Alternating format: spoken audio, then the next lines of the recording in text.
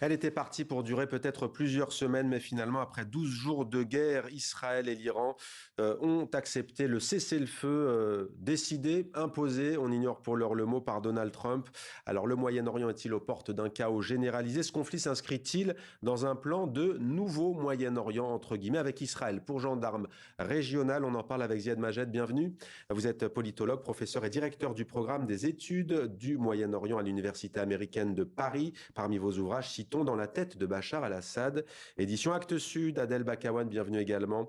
Vous êtes directeur du European Institute for Studies on the Middle East and North Africa, chargé d'enseignement à Sciences Po Lyon 2. On l'aura compris, vous êtes spécialiste donc de cette région en pleine ébullition. Votre nouveau livre, La décomposition du Moyen-Orient, est publié aux éditions Talendier. Et en direct de Beyrouth, Anthony Samrani, merci d'être avec nous. Vous êtes co-rédacteur en chef à L'Orient le Jour. L'un de vos récents éditoriaux a pour titre Aucun bon scénario pour le peuple iranien. Ziad Majed, on commence avec vous. Y a-t-il, oui ou non, un vainqueur après ces 12 jours de guerre et ce cessez-le-feu? Il est clair que les États-Unis sont les vainqueurs et que Israël aujourd'hui est en position de force.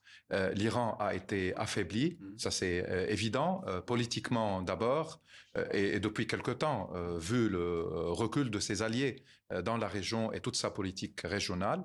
L'Iran a été affaibli militairement parce que son arsenal balistique a été touché et en partie utilisé. Ses sites nucléaires ont été certainement endommagés, mais les Iraniens ne sont pas à genoux encore et le régime, je pense, pour le moment tient bon. Il peut considérer qu'il a évité le pire et que finalement l'intervention américaine était a accéléré l'histoire sans pour autant annoncer sa défaite totale. Après, on peut discuter du nouveau rôle israélien, un État qui est rejeté par toute la région, par toutes les populations de la région, qui est aujourd'hui accusé de génocide, dont le Premier ministre est un criminel de guerre et criminel contre l'humanité, selon le procureur et selon la Cour pénale internationale. Donc, il peut y avoir encore beaucoup de choses à développer. Adel Bakawan, le grand enseignement après 12 jours de guerre, quel est-il selon vous? Écoutez, nous sommes dans des incertitudes. Il n'y a pas un gagnant définitif, un perdant définitif. Certes, comme Ziad l'a dit, la République islamique, je distingue la République islamique et l'Iran. C'est deux choses complètement différentes. Il ne faut pas mélanger. La République islamique d'Iran n'a jamais été aussi fragilisée, aussi affaiblie, à la fois à l'échelle militaire, à l'échelle diplomatique. L'Iran n'a jamais été aussi isolé. L'Iran est soutenu par personne, ni dans le monde arabe, ni dans le monde tout court. Les pays voisins ont condamné l'offensive israélienne. Oui, mais au-delà de condamnation. Personne s'engage aux côtés des Iraniens, comme les États-Unis d'Amérique sont engagés auprès des Israéliens contre la République islamique. Et donc, environ 14 scientifiques décapités, l'arsenal balistique fortement endommagé, le programme nucléaire partiellement et profondément endommagé, mais par contre, Israël n'est pas gagnant non plus. Pourquoi? Parce que le Premier ministre, malgré, j'ai entendu l'ambassadeur qui disait le changement du régime n'a jamais été notre objectif. C'est pas vrai. Benjamin Netanyahu, depuis plusieurs semaines, il le dit clairement. Il y avait trois objectifs. Un, détruire l'arsenal balistique de l'Iran, de la République islamique d'Iran. Or, hier soir, on a vu encore des missiles qui pleuvaient sur Israël, n'est-ce pas, sur Haïfa.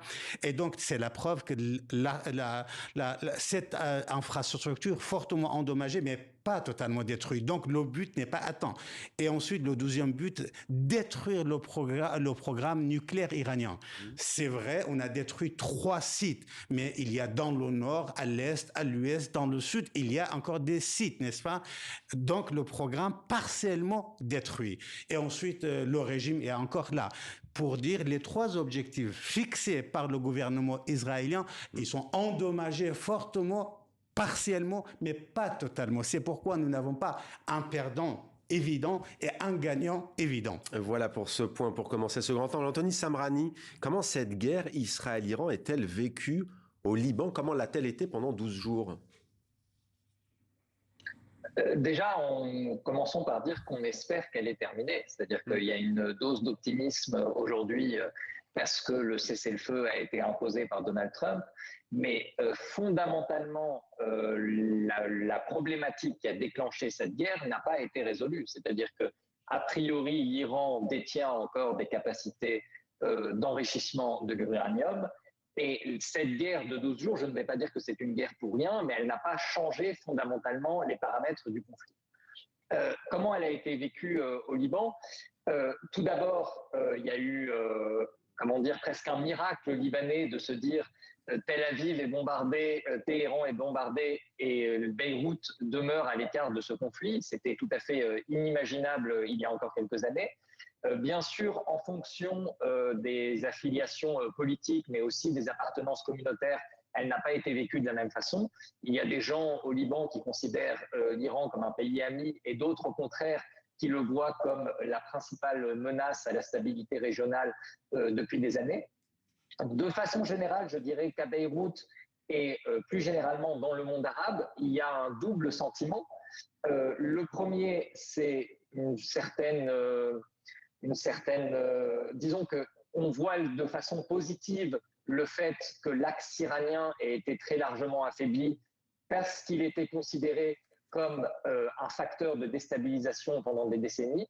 Et de l'autre côté, c'est ce que Ziad disait tout à l'heure, on voit avec beaucoup de crainte le début d'une nouvelle ère, d'une ère qui a priori serait israélienne, et avec cette toute-puissance israélienne qui est aujourd'hui incontestable et qui est aujourd'hui le principal facteur de déstabilisation dans la région. Alors justement, restez avec nous, on vous retrouve Anthony Sabrani tout à l'heure. Ziad Majed, ce croissant chiite qui s'étendait de Téhéran au sud du Liban avec le Hezbollah, avec la chute de Bachar al-Assad, il n'existe quasiment plus, en tous les cas, il n'a pas la même force politique, géopolitique qu'il avait, militaire aussi sans doute. Il y a nos confrères du Monde qui parlaient dans un éditorial, Gilles Paris il me semble, de Pax Hebraïca, Israël, nouveau gendarme de la région, ce croissant chiite, il est remplacé par Israël? Alors, je ne qualifierais pas l'alliance iranienne de croissant chiite. D'un côté, le régime syrien n'était pas chiite. De l'autre, c'est un terme peut-être pour un peu simplifier la géostratégie de la région, sachant que l'Iran soutient par exemple l'Arménie contre l'Azerbaïdjan chiite, que la Turquie soutenait l'Azerbaïdjan chiite contre... méfions-nous des étiquettes communautaires. Exactement. Et donc, il y avait un axe iranien qui est évidemment affaibli. Le Hezbollah au Liban a été affaibli. Les milices chiites irakiennes ont été affaiblies. Et surtout, la chute du régime syrien a mis fin à cette continuité territoriale un peu de cet axe de Téhéran vers Beyrouth. Il reste les Houthis encore au Yémen, mais ils ont aussi leur sociologie politique différente.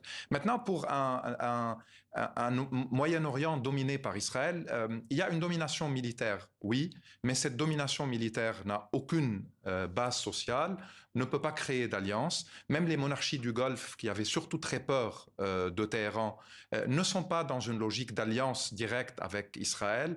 Ils veulent évidemment une présence américaine, une hégémonie américaine qui peut passer par Israël, mais qui ne peut pas exclure, par exemple, les Palestiniens sans une certaine solution, au moins sans l'arrêt du génocide à Gaza. Il va être très difficile pour les Israéliens de normaliser avec les régimes arabes, notamment du Golfe, car une domination israélienne reste militaire dans un sens colonial, mais elle ne peut pas être dans une logique d'hégémonie politique ni dans un projet à long terme.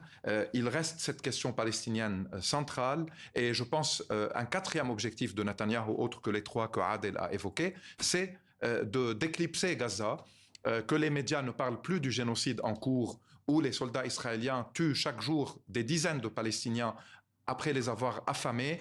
Et donc c'était aussi de dévier l'attention et d'occulter la question palestinienne qui va revenir au centre maintenant après la fin de la guerre avec l'Iran. Adel Bakawan, ça a effleuré l'esprit de beaucoup de spécialistes que vous êtes ou de citoyens du monde.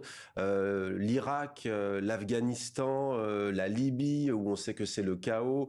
On pourrait citer le Yémen, on pourrait citer tant d'autres pays. Certains se sont dit, le prochain sur la liste, le tour est venu, c'est l'Iran. Bertrand Badi, votre confrère, dit, on se demande si en fait le but, c'est non pas d'apporter la démocratie et les droits humains et d'en finir avec le régime autoritaire de la République islamique d'Iran, mais d'avoir des États effondrés en fait, avec des communautés, ce qui se passe notamment sur ce qu'on voit en Syrie. Et écoutez, tout d'abord, par rapport à la question posée à Donald Trump qui dit aujourd'hui, il ne faut pas que ce régime tombe, sinon c'est le chaos. Oui, bien évidemment, cette question est posée, la question du chaos après le régime des ayatollahs. Mais rapidement, Israël n'a pas un projet pour le Moyen-Orient. Les Iraniens avaient un projet, les Saoudiens avaient un projet, mais Israël, certes, monte en puissance en termes sécuritaires, en termes militaires, mais Israël n'a pas un vrai projet politique pour le Moyen-Orient. Israël ne dispose pas d'une profondeur sociale, idéologique. Il y a des désaccords majeurs. Israël ne peut même pas résoudre la question palestinienne sur son territoire. Israël refuse catégoriquement, son territoire qu'il occupe.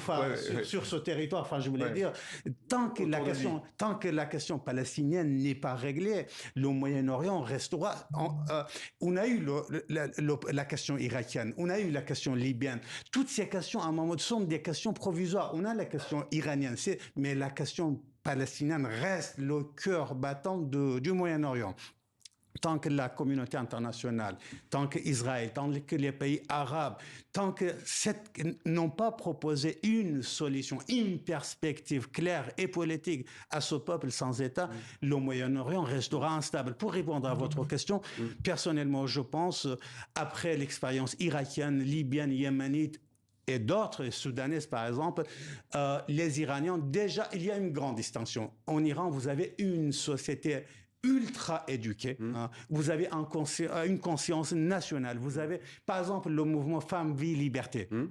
Ça a commencé au Kurdistan irakien. Ça a commencé avec une fille iranien, avec une Kurde d'Iran. Mais c'est devenu le symbole national. Je pense... Mahsa Amini, qui s'appelle Gina Amini, qui n'avait pas l'autorisation de porter le prénom kurde, est devenu un symbole. Je pense qu'il y a un consensus national pour éviter le chaos. Est-ce que, je m'arrête avec une dernière phrase, la plus grande fragilité de ces sociétés-là, qui est éduquée, qui a eu accès à beaucoup de ressources, c'est qu'elle n'est pas politiquement organisée. Alors justement, Anthony Samrani, il nous reste une petite minute, mais puisque vous l'avez écrit, en fait, le grand perdant, peut-être, même si on ne l'espère pas, ce sont les citoyens iraniens dans cette affaire. Oui, c'est ça. Si le conflit s'arrête maintenant, c'est-à-dire que le régime tient en place, il peut considérer que le temps joue en sa faveur, que rien n'est irréversible, qu'il peut reconstruire, dépendamment bien sûr de l'accord qui va être conclu, son programme nucléaire, son programme balistique, etc. Et il va probablement être tenté de réprimer encore davantage la population, puisqu'il a perdu une grande partie de sa légitimité et que son pouvoir ne peut être maintenu désormais que de cette façon. Merci. Cela ressemble un peu à ce qu'avait fait Saddam à la suite de la première intervention américaine au début des années 90. Eh bien, nos invités sont d'accord avec vous. Merci beaucoup, Anthony Samrani, Ziad Majed, et merci Adel Bakawan pour vos analyses éclairantes sur cette situation au Moyen-Orient.